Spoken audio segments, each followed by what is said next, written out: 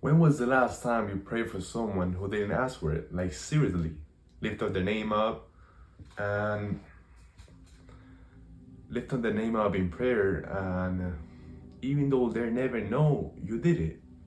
We scroll, we swipe, we judge, we compare, but how often do you stop and intercede? As Orthodox Christians, we have this tradition of intersection. We pray for the living and we pray for the dead. The saints pray for us and pray for each other, but we barely tap into it. We barely do it. In every liturgy, we pray for the peace of the whole world, for the traveler, for those that are sick, for the strangers, for the suffering.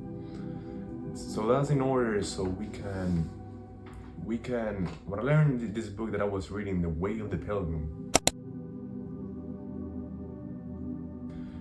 that it shares, you can share that spirit, you can do sharing your Christian love, like interceding towards another's prayer, that the traveling, for example, the traveler's travels could go great, that God may take care, that God may listen to your petition. Well, like your worries about that person, that he might go great in his travel, in his journey. Like for the sick, that the sick might be healed, that they might not suffer anymore. So what it does is you putting your hope and your faith, which is a beautiful tradition of Christians, a beautiful humility, is the best way to put it. That's why us as Christians, we must ask other people for prayer. Whenever we're worried, we can pray all together for each other as neighbors. For in the Bible, it says that we must pray for each other. Always pray. Like Paul says, pray for us. And he said it so simply. So live always in simplicity. Even people you don't know, always pray for them. Because you never know what they might going through.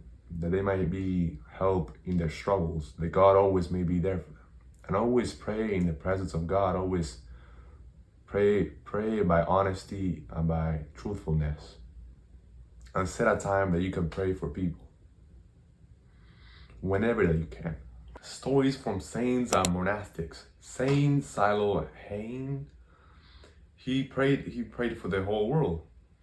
Another great example is the Saint Paisius of Manatos. He says that God especially listens. He pays attention also when you pray for other people, even strangers, people that you don't know.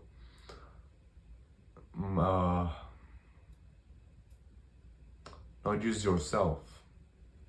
Someone you know is struggling right now, and they don't even know how to ask for help.